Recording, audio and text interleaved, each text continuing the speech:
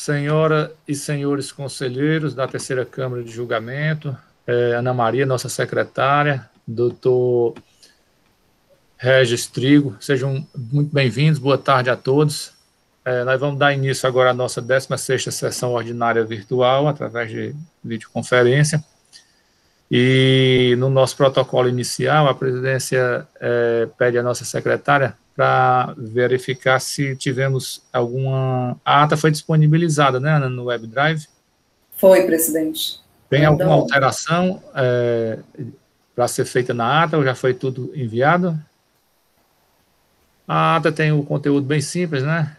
Os processos foram retidos para pedido de vista. E resoluções de ontem para hoje, tivemos alguma, Ana? Não, presidente. Então, vamos direto à nossa ordem do dia. Hoje também nós teremos aqui a presença do Dr. Regis Trigo. Nós temos processos da Coates Corrente Limitada.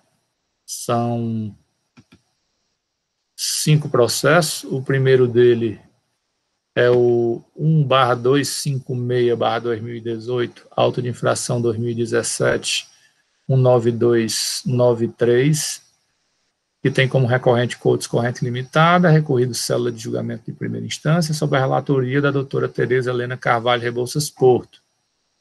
Os processos, pelo que eu pude verificar, têm naturezas diferentes, então vamos começar pelo processo da doutora Tereza e vamos evoluindo à medida que os relatos forem ocorrendo. Com a palavra, doutora Tereza.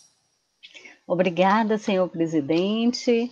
Boa tarde, senhores conselheiros, senhor procurador do Estado, doutor Regis, a Ana Maria. Bem, vamos aqui começar. Trata do auto de infração 2017-9293, dígito 3, da acusação de que a empresa autuada recebeu mercadorias acompanhadas de documentação fiscal sem um selo fiscal de trânsito, nos exercícios de 2012 e 2013, no montante de R$ 73.057,23. O agente autuante indicou como dispositivo legal infringido os artigos 153, 155, 157, 159 do Decreto 24569/97, como penalidade a prevista no artigo 123.3m da Lei 2.670, alterada pela Lei 16.258/2017. O processo foi instruído com informação complementar, mandado de ação fiscal, termo de início de fiscalização, AR do envio do termo de início, termo de conclusão de fiscalização, um CD contendo os arquivos magnéticos, que são as notas fiscais de entradas interestaduais sem registro de passagem no controle de mercadorias em trânsito e no sistema de trânsito de mercadorias, o Cometa-Citran. O contribuinte apresentou impugnação ao lançamento, argumentando o seguinte: como os argumentos são do mesmo jeito do recurso, eu vou também trazer aqui na impugnação os argumentos. Ele pede a parcial decadência do direito de lançar o crédito tributário, que o mero descumprimento de obrigação acessória que não importou em falta de recolhimento do ICMS, que a multa é exorbitante e tem caráter confiscatório, por fim, requer o cancelamento e a anulação do presente auto de infração. A julgadora singular afasta a decadência e o caráter confiscatório da multa e decide pela procedência da presente ação fiscal, pois ficou clara a existência do ilícito fiscal quando dá demonstração de que as operações interestaduais não foram seladas pelo contribuinte. A empresa interpõe recurso contra a decisão singular, expondo os mesmos argumentos trazidos na defesa. E vamos novamente pontuar. Ela requer a decadência relativa ao período de 2 de fevereiro de 2012 a 2 de outubro de 2012. Ela fala no final, ela pede a nulidade pela ausência de mencionar todos os documentos que nortearam a referida cobrança, afetando o princípio do contraditório e da ampla defesa. Ele traz essa nulidade já no finalzinho do recurso.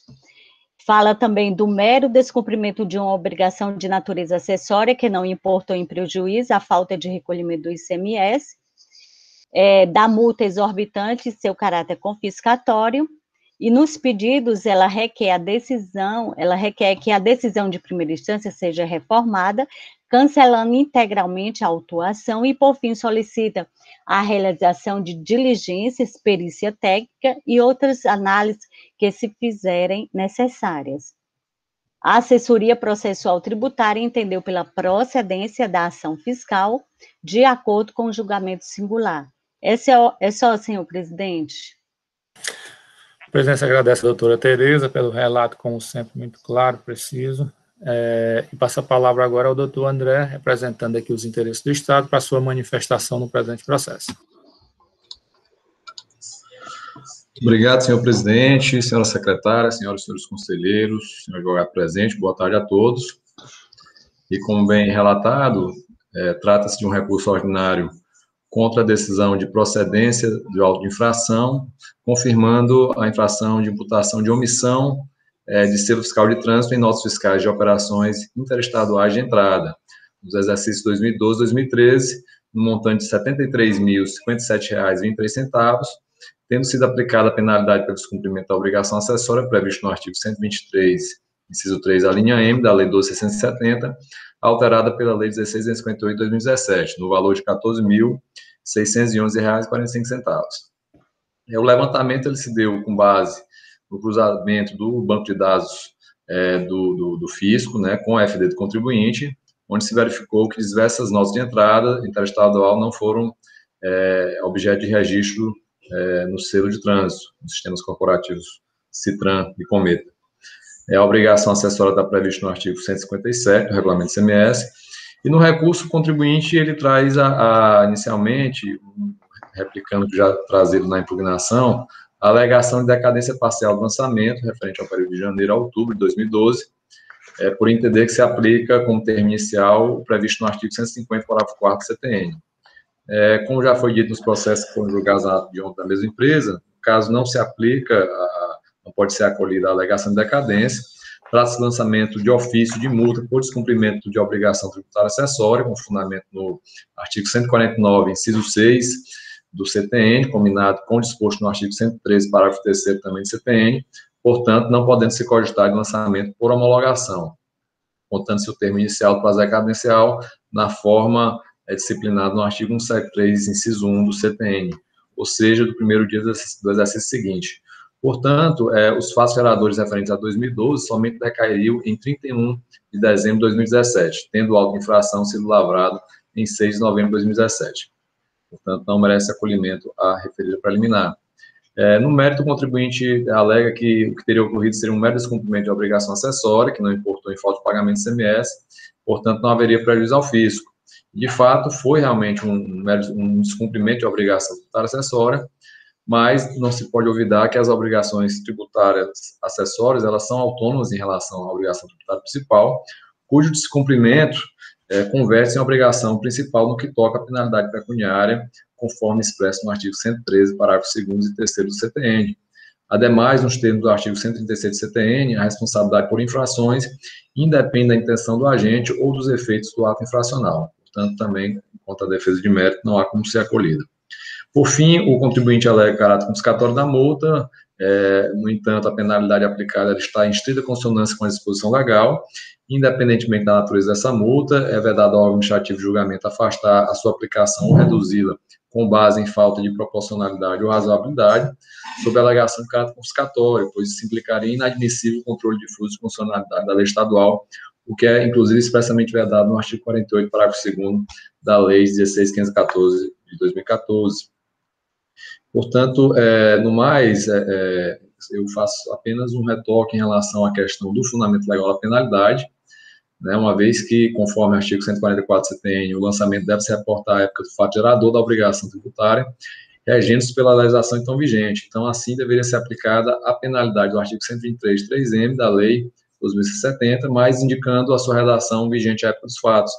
Presidente, eu gostaria só de esclarecer um fato com a relatora, se ela pode me informar se esses documentos fiscais, eles são referentes a operações tributadas, porque pelo que vimos no processo de ontem, a maioria das operações são com operações tributadas por substituição tributária. Se for esse o caso, seria o caso, na nossa compreensão, de aplicar a penalidade com a atenuante do artigo 126. Então, gostaria só que ela me confirmasse a informação, se ela tem condição de esclarecer esse ponto. Posso falar, presidente? Certo. Doutor André, eu não olhei, mas eu posso verificar, viu? Eu posso abrir aqui o CD e verificar. Pronto, se então, elas são sujeitas à submissão tributária ou não, né? Posso ajudar, doutora Tereza? Doutor André? Pois não. Por favor, sim, eu abri o CD, são 41 notas fiscais, né, referente ao exercício 2012 e 2013. Não tem precisão, só tem na planilha feita pelo autuante, só tem o número da nota, né, tem a chave de acesso, né, tem a data da emissão, né, e tem o valor da operação, né. Não só tem se abrisse as notas, né? Eu abri a planilha, realmente eu também não vi coluna referente ao imposto cobrado. Bom, mas, enfim, só para que a gente arremate aqui a nossa manifestação e prossiga, e eu acho que aí no decorrer das discussões a doutora Tereza pode ter mais meios de consultar, ainda que por amostrar alguma chave de acesso, a Procuradoria se manifesta pelo conhecimento do recurso ordinário. Caso não sejam as operações submetidas à substituição tributária, negar-lhe provimento, né, confirmando essa primeira instância, mas caso venha a se confirmar aí que realmente são operações já tributadas por substituição tributária, aí seria o caso de parcial provimento, aplicando a penalidade 123.3M, combinada com o artigo 126, com a redação vigente a fácil, para aquelas documentos fiscais que estejam submetidos à tributação por substituição tributária ou que seja caso de não incidência ou isenção. Vou passar a presidência, passar a palavra ao doutor Regis Trigo para fazer a sustentação oral do presente recurso. Bom, boa tarde, senhores. Nesse caso, a recorrente não tem muito o que falar, não se reiterar as argumentações do recurso, porque acho que o recurso por si só já se basa, já é o explicativo, decadência, o princípio do contraditório e a multa confiscatória. Então, para ser mais objetivo e não avançar muito aqui do nosso tempo, eu reitero o que está já argumentado no recurso no papel. A presidência agradece ao doutor Regis e passa o processo agora para a discussão dos conselheiros. Presidente, pelo que eu posso observar aqui, Lúcio, nós não temos a chave de acesso, né, das notas fiscais, para poder fazer a consulta, né? A Tereza tem na planilha lá, ele é o seguinte, são 3 arquivos, tem um arquivo que ele faz todas as notas fiscais do Citran, tem outra que ele faz do Cometa, essas que estão, né, informadas. E ele faz o 3º arquivo, que é justamente das 41 notas fiscais, que ele vem trazendo o número da nota, como eu disse, o valor da operação, chave de acesso, a data da emissão, né, o CNPJ do emitente, do destinatário, e eu tentei, sou presidente, conselheiro e doutor André aí, eu tentei abrir 2 notas ou 3 notas fiscais, encontrei aqui algumas questões que a gente realmente se depara com esse tipo de autuação, né, justamente a questão que o doutor André colocou aí, a questão da atenuante, o parágrafo 12, né, e também aquela questão que até foi está sendo objeto de uma súmula, né, das minorantes do artigo 126, do parágrafo 1. E trago ao senhor o seguinte, eu não tive condições de abrir todas as notas, mas das que eu consegui abrir, detectei que tem 2 notas, tem nota de serviço, valor até, né, emitida por um hotel, o valor de R$5, as 2. Encontrei também que dentro dessas notas, tem notas que realmente o agente autuante, quando faz na informação, ele não deixa claro a questão de se estão escrituradas ou não, essas notas, já não tem o selo, né, se essas notas estão escrituradas, ele faz como tivesse feito a circularização pelo emitente, mas eu encontrei que tem nota, sim, que está escriturada na FD do contribuinte. Então, presidente, o que eu trago aqui é justamente aquela discussão que a gente já teve em outros processos, né, a questão de saber realmente para aplicar tanto o parágrafo 12 como o 126 no CAP, como o parágrafo 1, que é a discussão que rola, né, que está presente em todas as câmaras, dessa questão dessa aplicação desses 3, né, dessas 3 penalidades, dependendo do caso concreto. Como eu já afirmo que 2 notas são de prestação de serviço e uma nota que eu encontrei está escriturada, então eu acho que a minha sugestão aqui, já em termos de encaminhamento, que eu ouvi os demais colegas, é no sentido de encaminhar que já tem esse indício, né? Eu disse, são 41, não tive condições de olhar uma nota por nota, A dificuldade que a gente tem, né, eu até coloquei aqui até para a relatora, né, porque essa a questão da gente quando vai olhar no SPED, você tem que estar colocando 10 em 10 dias, né? É uma dificuldade, você tem que abrir, aí nota, às vezes muda de um mês para outro, você tem que voltar de novo, né? Você tem uma dificuldade que leva algum tempo. Então eu acho que, no caso aqui, para a gente ter precisão da aplicação da penalidade, que a questão aqui é só a penalidade, é o encaminhamento desse processo para a perícia, já diante dessas duas circunstâncias citadas por mim, presidente. Só uma dúvida, doutor Lúcio, aqui, para resumir, o seu encaminhamento é para excluir as notas de serviço, tendo em vista que não cabe selagem, é isso? Primeira. Quando eu abri, coincidentemente, foi essas duas notas que tem, né, que são notas de prestação de serviço, né, coincidiu de ser as duas, o valor de R$5, e uma nota que eu encontrei que estava escriturada na FD, não é nenhuma dessas duas, é outra nota, então seria no sentido de verificar se estava a escrituração e a questão da tributação. O doutor André foi muito preciso, porque todos esses processos aqui, de observar, né, todos eles têm a característica de ST, né, os processos foram pedidos pelo doutor Micael, os processos são relatados aqui, os dois processos seguintes, a própria parecerística, como a julgadora, né, aplicou o parágrafo único do artigo 126, né, porque essa empresa trabalha realmente com fio, né, de algodão que é sujeito a ST. Então, já tem essa linha, apesar de não estar comprovado nesse processo, né, mas já tem esse sentido de verificar a tributação e a exclusão de nota que não fosse ICMS. Ok. Senhor presidente, porque aí nós vamos ter duas penalidades, né? Porque se ela tivesse sido escriturada, a gente aplica o parágrafo 12, né, Lúcio? A penalidade prevista na linha M do inciso 3, que é a falta do selo, né, deste artigo, será reduzida para 2% do valor da operação ou prestação quando o imposto houver sido devidamente recolhido e as operações ou prestações estiverem regularmente escrituradas nos livros fiscais ou transmitidas na FD do sujeito passivo, né? E no caso das notas fiscais sujeitas as mercadorias sujeitas à substituição tributária, né? Aplicando o 126. Assim, doutora Tereza, me permita aí, só para a senhora alinhar aí o seu, caso seja competente de perícia. A primeira é para verificar se as notas de prestação de serviço que não se enquadram no recolhimento do ICMS, para que sejam excluídas. A segunda, verificar as operações que têm incidência de imposto por ocasião das entradas, já que a operação é de falta de selagem. Se houver incidência de imposto de recolhimento por ocasião das entradas e esse estiver recolhido e as notas escrituradas, aí sim é que se aplica a penalidade do parágrafo 12, né? Tá certo? Certo. E aí, essas três situações, né, que o doutor Lúcio está sugerindo, quando o processo retornar, aí a penalidade é definida, não é isso, doutor Lúcio? Pronto, muito bem. E aí a gente precisa, se for em comum acordo de todos os conselheiros, a gente também pode analisar a decadência, até para, quando o processo voltar, não ter que retomar esse ponto. Já que é um ponto pacífico, né, que é a obrigação acessória. Pronto. Presidente, eu gostaria de ouvir o doutor André sobre essa questão levantada por mim.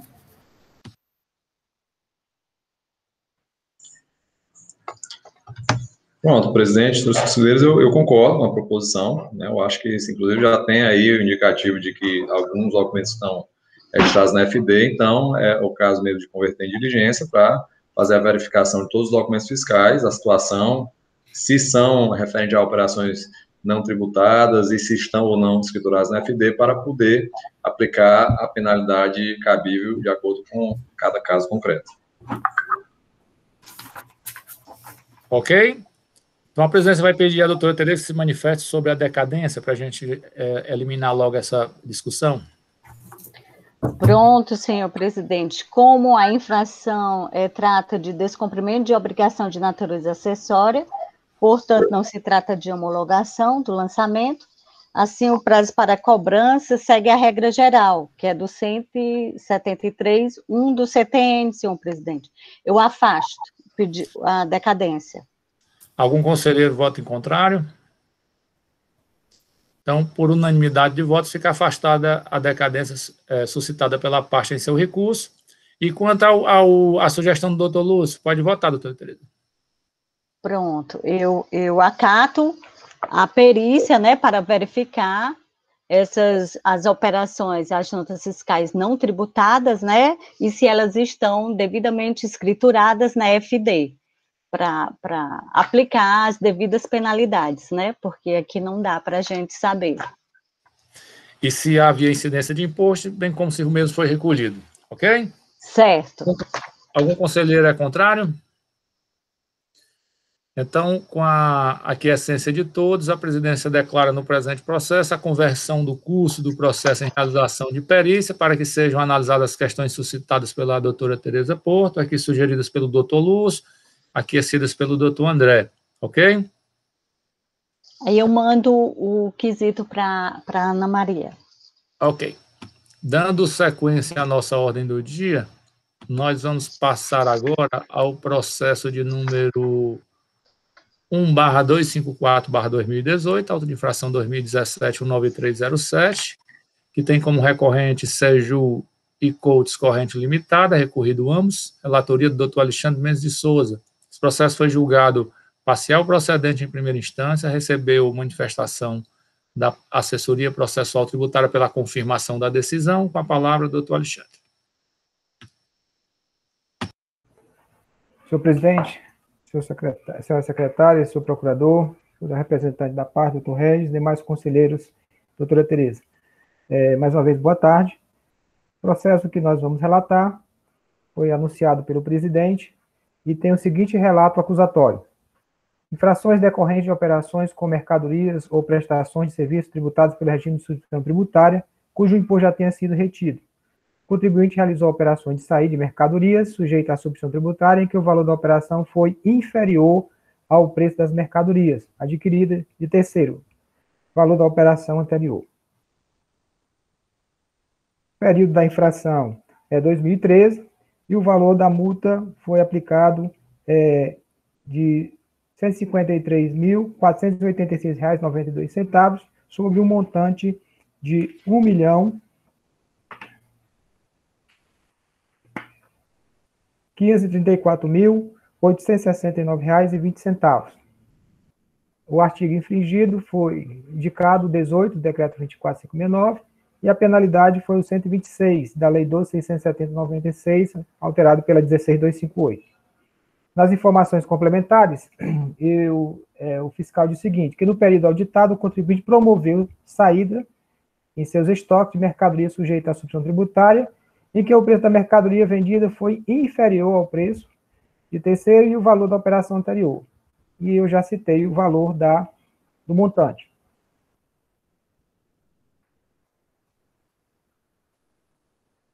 O contribuinte vem aos autos, apresentando impugnação, e começa dizendo o seguinte, no mérito da suposta saída de mercadoria a preço inferior adquirido em operação, que é obrigada a conceder descontos e promover redução de preços de suas mercadorias a fim de atingir clientes de determinadas regiões, que é prática absolutamente comum quando tratamos de estratégia comercial dirigida a atingir determinados mercados. Alega violação ao princípio do contraditório e da ampla defesa, que o agente fiscal não especificou em sua autuação quais os elementos básicos nortearam a sua fiscalização. Quais os documentos analisados pelo fiscal, quais as notas, quais as mercadorias retidas em seu estoque, valor inferior, faz essas perguntas. Da inobservância do artigo 126, ou seja, do parágrafo único, que não foi observado, a multa seria exorbitante de seu caráter confiscatório e, ao final, também pede o cancelamento e anulação do auto de infração. O processo vai a julgamento e o julgador decide o seguinte, a ementa diz assim, operação de saída de mercadoria com valor inferior ao preço de custo, decisão amparada no artigo 18 da lei 12.670, e houve o reenquadramento da penalidade para incerta no 126, parágrafo único. Entendeu o julgador que as mercadorias foram requadradas para o parágrafo único porque as operações estavam regularmente escrituradas, por o motivo da parcial procedência. Então, foi aplicado 10% sobre o montante de R$ 1.534.869,22. O contribuinte, mesmo assim, vem aos autos, também apresenta recurso ordinário e alega que a infração é um mero descumprimento de obrigação acessória, que poderá ocorrer determinado período, novamente fala a respeito de que poderá sofrer redução de custo para alcançar mercados e também dar continuidade às suas atividades. Alega violação ao princípio do contraditório, novamente, da ampla defesa, que o agente fiscal não especificou a sua atuação, quais elementos básicos nortearam a autuação, no caso, quais notas, quais os documentos, as mercadorias restidas, qual é o valor inferior, novamente a desproporcionalidade da multa e caráter confiscatório e pede a improcedência. A assessoria processual tributária rebate os argumentos com os fundamentos basicamente idênticos ao do julgador singular e pugna pela manter a decisão de parcial procedência da acusação fiscal nos termos já proposto pela instância singular. Senhor presidente, é esse o meu relato. A presidência agradece ao doutor Alexandre e passa a palavra ao doutor André para a sua manifestação. Presidente. Obrigado, presidente. Só uma questão de ordem, eu acho que talvez seja o que o doutor Felipe vai colocar, mas acredito que o segundo, o terceiro e o quarto processo, eles guardam relação com o que foi debatido na data de ontem, em relação ao método utilizado na fiscalização através do auditor eletrônico, e aí talvez já seja o caso de relatar junto, porque acredito que o doutor Micael vá pedir vista dos mesmos, até para poder fazer essa análise conjunta. Então, gostaria só de esclarecer esse ponto. Doutor Felipe, por favor. É exatamente isso, presidente. Eu acredito que o processo ele guarda grande similitude com o processo relatado já pelo doutor Alexandre, de forma que o meu relato também será bastante sucinto. Só a única pergunta que eu tenho, doutor Alexandre, no teu processo não tem a decadência, não é? Não, não tem. Okay. É 2013. É 2013. Eu acho que isso é 2012, por isso tem. Ok, obrigado. Então, presidente, eu vou apenas ressaltar as divergências existentes nos processos e reaproveito todo o relato já feito pelo conselheiro Alexandre. A diferença relevante que tem no processo é que o processo da minha relatoria, ele trata do exercício de 2012, e tem como valores envolvidos, né, uma base de cálculo de R$ 1.214.693,80, pelo qual foi aplicada inicialmente uma multa de R$ 121.469,38, né? Posteriormente, esse valor foi reduzido, tendo em vista o acatamento pelo julgador de primeira instância do reenquadramento da multa para o parágrafo único do artigo 126, da mesma forma.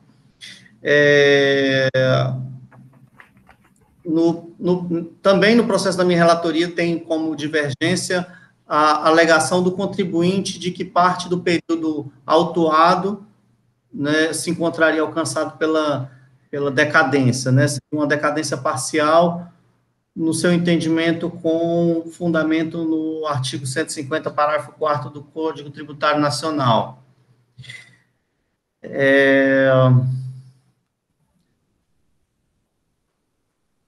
Igualmente, a decisão de primeira instância pela parcial procedência, pelo reenquadramento, como já disse, e parecer da assessoria processual tributária pela confirmação do julgamento. Presidente, esse é o relato. Atendendo à sugestão do doutor André, o próximo processo é da relatoria do doutor Lúcio. É o processo 1/248/2018, auto de infração 1/2017-19305, mesmo recorrente, mesmo recorrido, codes recorrente limitada como recorrente, recorrido SEJUL, célula de julgamento de primeira instância. Processo julgado procedente de primeira instância, com parecer de confirmação. A palavra do doutor Lúcio. Boa tarde, senhor presidente, procurador, doutor André, doutor Regis, Trigo, conselheiro, doutora Hanna. Presidente, esse processo que eu vou relatar aqui de forma bem objetiva, ele é o par daquela questão, né, do bis in idem do processo que eu relatei ontem. Então, vou fazer assim de forma bem objetiva mesmo. A infração aqui foi feito o levantamento quantitativo de estoque, né, consolidado pelo levantamento quantitativo financeiro diário.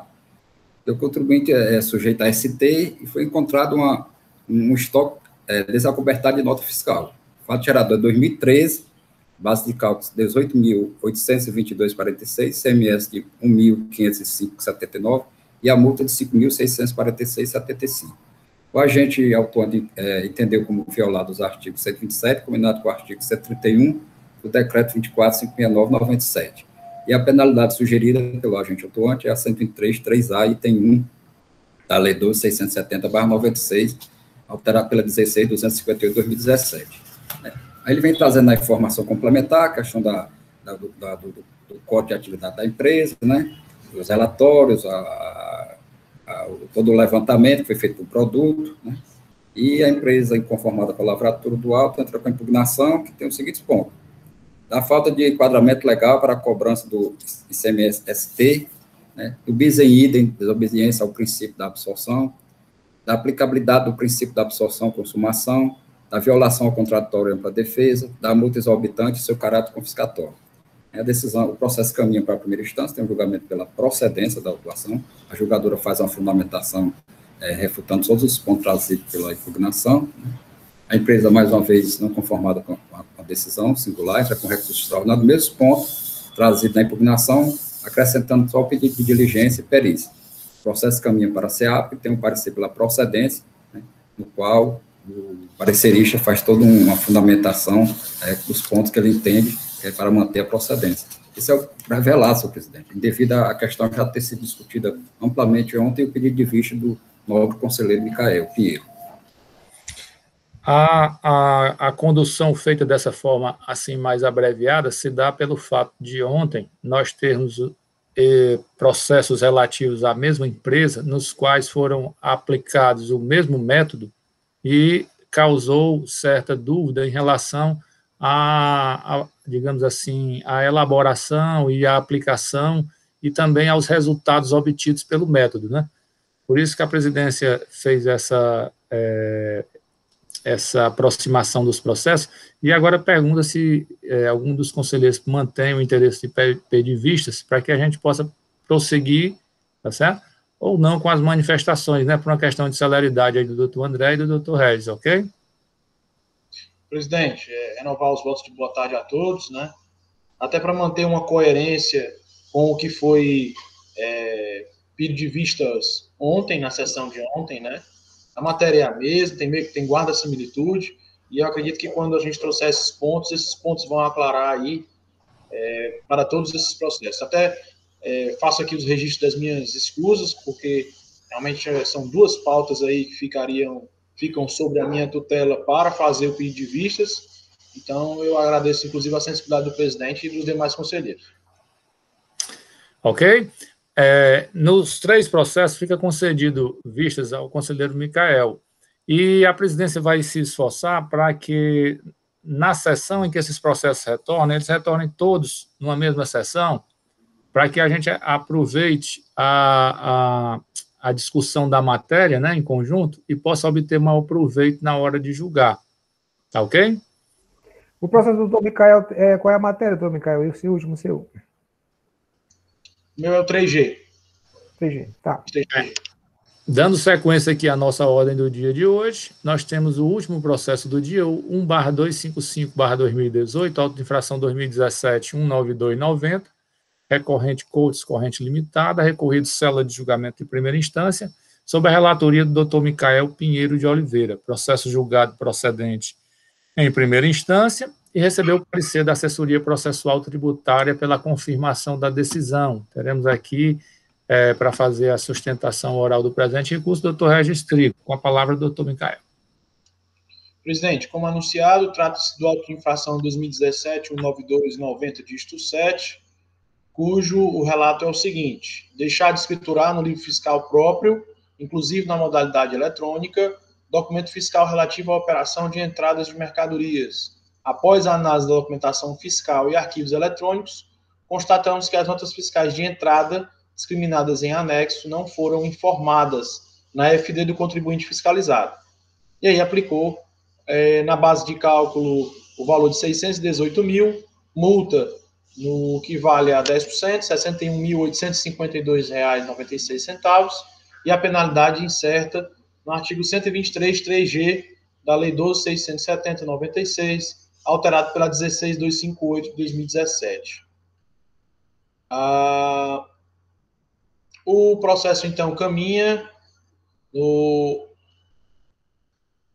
contribuinte protocola impugnação, o que faz nos seguintes tópicos. Informa que trata-se de descumprimento de uma obrigação acessória por suposta omissão de entrada de mercadorias e que não há que se falar aí em arbitrariedade, uma vez que os dados levantados estão corretos, né? Informa também que a multa é exorbitante e confiscatória e pede também a decadência relativa ao período de exercício de fevereiro de 2012,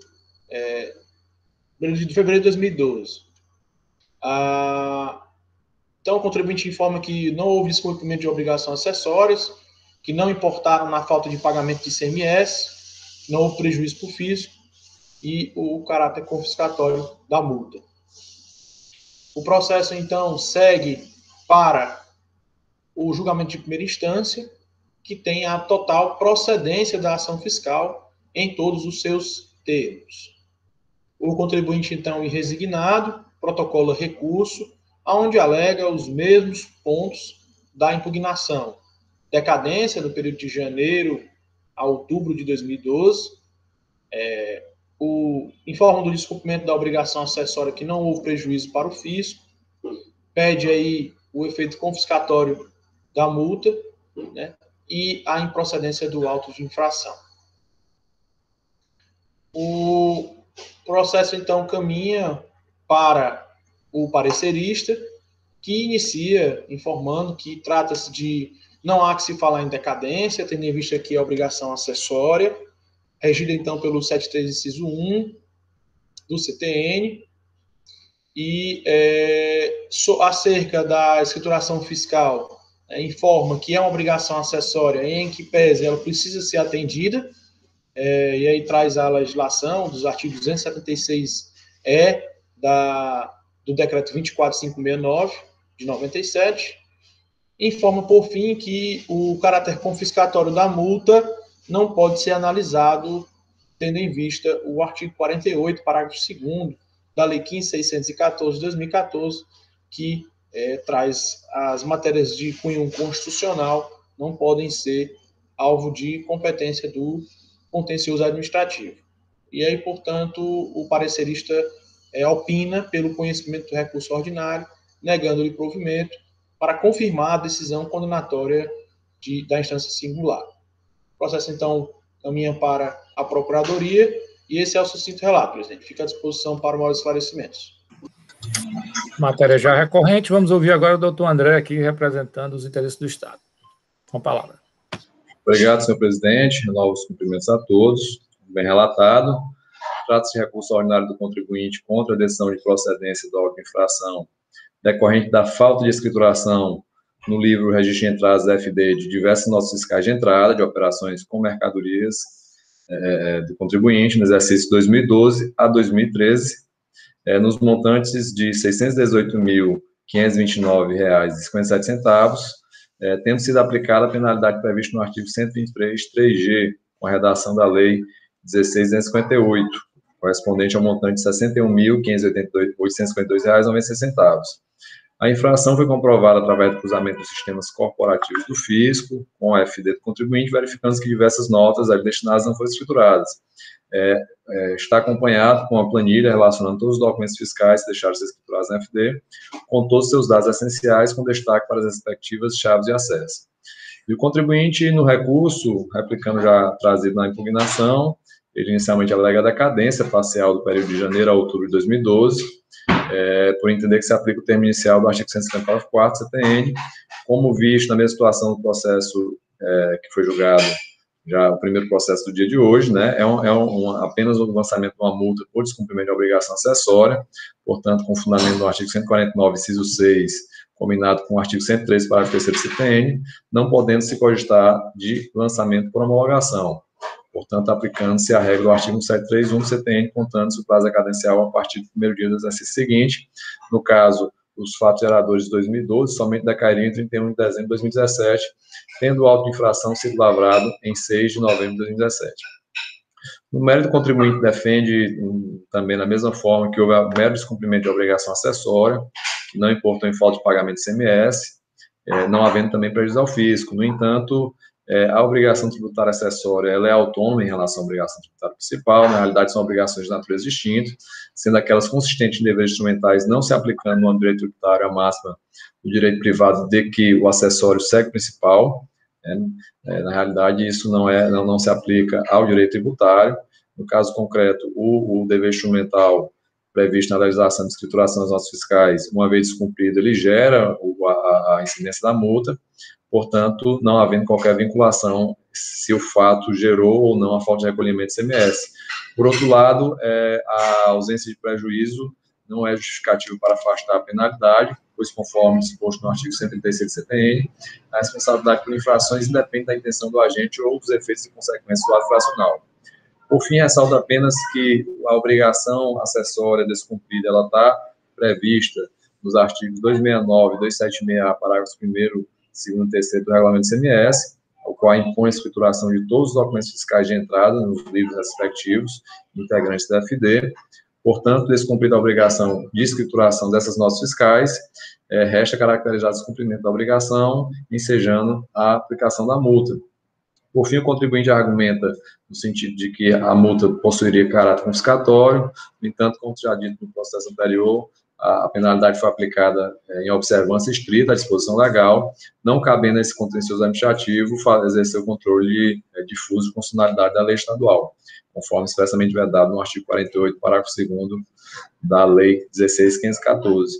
Presidente, esses são os argumentos que estão no processo, então, em respeito até à objetividade do representante da recorrente, eu vou concluir aqui no sentido que seja conhecido o recurso, mas para que seja negado provimento, confirmando a decisão de primeira instância de procedência de notificação, mas faça apenas o reparo que já fiz no processo anterior em relação à aplicação do 144 da CTN, para que conste a penalidade, no caso aqui específico, a prevista no artigo 123, inciso 3G, né, acumulado com o artigo 126 da Lei 12.670 de 96, para os casos submetidos à substituição tributária, já alterado com a Lei 16.258 de 2017, porque foi mais benéfica ao contribuinte, né, aplicando-se, portanto, retroativamente, conforme o artigo 106, inciso 2, da linha C do CTN. Qualquer questão jurídica nova, eu peço ao senhor que me faculte no decorrer das discussões para que eu possa manifestar, né, uma vez que todas as questões trazidas no recurso já foram abordadas aqui pela Procuradoria. Tranquilo, doutor André. Aliás, a nossa Câmara tem, assim, o hábito, né, de preservar o direito das manifestações sempre que assuntos novos são trazidos, principalmente em sessão. Com a palavra, doutor Regis. Senhores, a matéria já foi bastante debatida, né, nos processos anteriores, então a recorrente também apenas reitera as orientações dos seus recursos, ok? Presidente, só um instante. O doutor André alterou a penalidade para o 126 caput, é isso? Na realidade, Alexandre, eu só indicaria como fundamentação legal tanto o 123.3G quanto o 126, porque independente da operação ser tributada ou não, a penalidade aplicada vai ser 10%. Isso, então, para que não tenha que converter em diligência para fazer essa segregação, entendo que, indicando-se os dois como fundamento legal e a penalidade é a mesma, resta suprida a necessidade dessa diligência. Ok. Ou seja, não haveria necessidade de segregar, né? Aplicaria-se no montante os 10%. Em discussão. Presidente, como é de praxe aqui nessa Câmara, eu, para tentar privilegiar aqui a parte, né, eu tenho o entendimento de que aqui há uma alteração do reenquadramento da penalidade do 123.3G para o 8L, tendo em vista a possibilidade jurídica de enquadramento dessa multa no nosso entender. Então, não vou me estender muito aos debates, até porque já é uma matéria muito recorrente aqui na Câmara, inclusive que a gente já sabe como é o posicionamento dos conselheiros. Então, Esse é o meu entendimento, presidente. Se nós temos alguns outros pontos a serem ultrapassados, o contribuinte inicia com a decadência. Se a presidência, que eu já fui logo direto ao ponto do qual eu acredito que merece reparo. Os restantes não merecem. Mas podemos fazer a ordem aqui que o contribuinte fez no seu recurso, presidente. Algum conselheiro, doutora Tereza? Só uma dúvida, doutor Micael, é porque o doutor Alexandre até perguntou sobre a penalidade. A penalidade aplicada pelo autuante foi a do 123.3G, mas ele aplicou a 12.670 ou ele foi para 16.258, que é 10%? Alterado pela 16.258. Ah, tá certo. Entendi. Bom, então, presidente, o primeiro ponto do recurso é acerca da decadência no período de... Só um segundo, só para pegar aqui. No período de janeiro a outubro de 2012, entendendo pelo 150, parágrafo 4º. Eu afasto, tendo em vista a aplicação do 173, inciso 1º do CTN, por se tratar de obrigação acessória. Algum conselheiro quer discutir essa matéria? Dada a matéria ser recorrente e a Câmara já ter uma decisão, digamos assim, uniformizada, a presidência indaga se algum conselheiro vota em contrário. Também não. Então, por unanimidade de votos, fica afastada a decadência suscitada no presente recurso. Continuando, doutor Micael. Pois bem, o outro ponto que merece a análise do contencioso é a questão do caráter confiscatório da multa, né? Como é ser disso, nós temos na nossa legislação estadual, artigo 48, parágrafo 2º da Lei 15.614, que matéria constitucional não pode ser objeto do contencioso. Então, afasto também esse pedido do contribuinte, presidente. Pelos mesmos fundamentos anteriores, algum conselheiro é contrário ao relator? Então, por unanimidade de votos, também fica afastada a presente argumentação. Doutor Micael. E aí, por final, derradeiro, a questão do reenquadramento da aplicação da penalidade para o 123.8L. Esse é o meu entendimento, presidente. Só uma dúvida, doutor Micael, dá para fazer tranquilo aí o cálculo? Presidente, você sabe que quando a matéria foge ao direito, a gente tem uma certa aversão, né? Micael. Mas, doutor Lúcio, tranquilo, já olhei lá, a planilha tem na informação complementar, o agente autônomo já coloca por mês já o valor da operação, vai ficar bem fácil de fazer. Então, excelente. Então, dá para fazer, presidente. Ok. Algum conselheiro quer discutir o reenquadramento? Presidente, só para homenagear o doutor Regis aí, para que ele fique ciente do que a gente está decidindo aqui, é porque foi feita a alteração na legislação e dessa alteração, os conselheiros, alguns entendem que existe uma dúvida quanto à penalidade a ser aplicada. Existem dois artigos referente à penalidade, né? E a maioria do Conselho, até da Câmara Superior, entende que, utilizando o CTN, o artigo 112, inciso 4º, a graduação da penalidade, deve ser aplicada a penalidade mais branda ao contribuinte. Por isso que o conselheiro Micael, aí, como relator, né, está reenquadrando a penalidade, nesse caso aí, um artigo que tem uma penalidade mais branda, que será 2% do valor da operação limitada a 1.000 FIIs por mês, e é feito um cálculo dessa maneira, né? Então, essa discussão já está até discussão para ser simulada no contencioso do Estado do Ceará aqui, né? Já teve 2 sessões, mas como não existe assim unanimidade, é só por maioria, existe uma certa resistência de alguns conselheiros, mas por maioria essa Câmara aqui tem adotado esse posicionamento. Ok, agradeço o esclarecimento. A multa cai consideravelmente, né, num patamar de 10% para 2%, e ainda limitada a 1.000 FIIs quando aquele mês tiver um valor, né, acima da unidade fiscal de referência, acima de 1.000 unidades. A presidência vai tomar a votação por conselheiro. Presidente, só uma questão de ordem. Como eu disse no início da minha manifestação, eu não antecipei, porque eu resolvi me ater até pela objetividade dos debates, ao que constava no recurso, né? Mas, diante da questão nova trazida de ofício pelo conselheiro, por mais recorrente que seja, a Procuradoria ela tem a intenção de se manifestar acerca do ponto. Então, gostaria da palavra a respeito.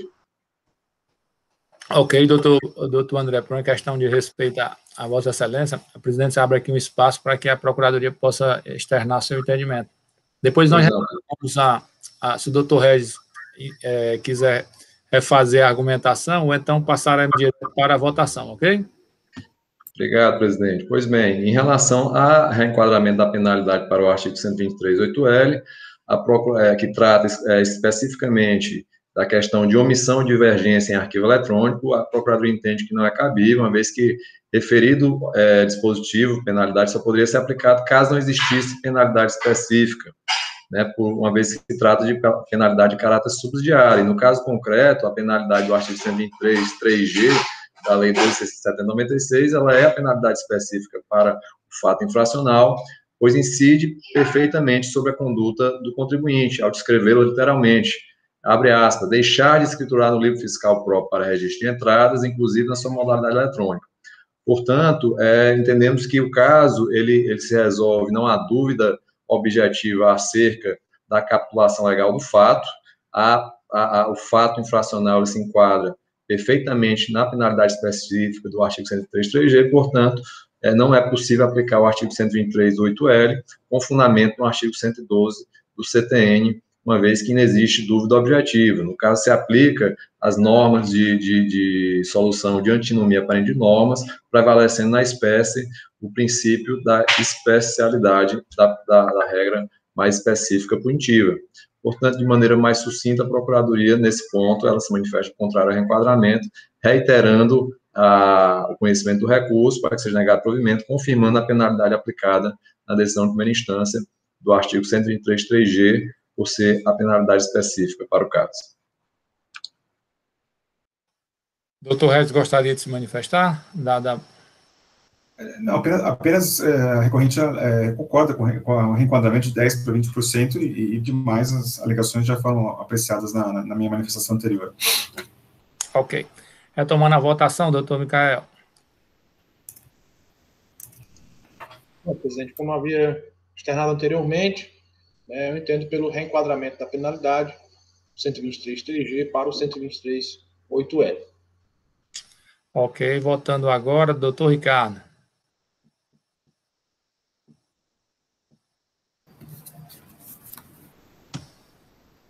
Doutor Ricardo?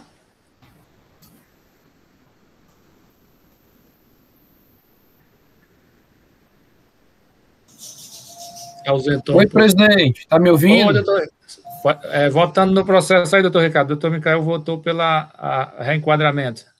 Eu ouvi, presidente. É porque minha conexão aqui não está muito boa, não. Eu acompanho o voto do doutor Micael, presidente. Votando agora, doutor Lúcio. Acompanho o relator, presidente. Doutora Tereza. Como todos sabem, o meu entendimento é como a Procuradoria. Eu entendo que aqui existe uma penalidade específica, a 123.3G, e eu entendo pela procedência do auto de infração aplicando a 123.3G. Votando agora, doutor Alexandre. Com o relator, senhor presidente. E, por último, e não menos importante, doutor Felipe. Acompanho o voto do relator, presidente. No presente processo, por maioria de votos, a terceira Câmara de Julgamento resolve dar parcial provimento ao recurso interposto, julgar parcial procedente à acusação fiscal, reenquadrando a penalidade para a incerta no 123.8L, com alterações da 16.258, contrária à manifestação do excelentíssimo senhor procurador, e voto contrário, acompanhando a manifestação da Procuradoria da doutora Tereza, que se manifestaram pela aplicação pela manutenção, né, da decisão recorrida. Ok? Com essa decisão, nós damos por encerrada a pauta de hoje, assuntos gerais. Agradecer aí a presença do doutor Regis. Obrigado, senhores. Boa sorte. Obrigado. Boa tarde. Obrigado. Amanhã não teremos sessão devido ao feriado de Tiradentes, né, dia 21, feriado no estado. E quinta-feira nós retomaremos as sessões, só lembrando que na quinta nós teremos Aí, relatores, doutor Ricardo, primeiro processo, doutor Felipe, Metal Gráfica e Seju como recorrentes, Passamanaria, o terceiro processo do doutor Lúcio, e o quarto processo da mesma empresa da doutora Tereza. Ok? Desejar a todos aí um ótimo final de tarde, um ótimo feriado, e até quinta. Até logo, boa tarde. A todos, até quinta-feira.